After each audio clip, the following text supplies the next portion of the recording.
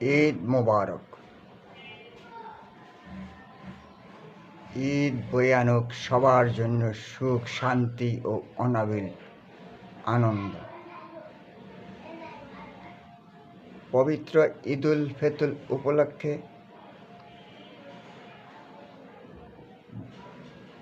National League for Democracy Bangladesh NLD-BDর পক্ষ থেকে ও DS সংবাদ লিমিটেডের পক্ষ থেকে সবাইকে জানাচ্ছি ঈদ মোবারক। ঈদ বয়ে আনুক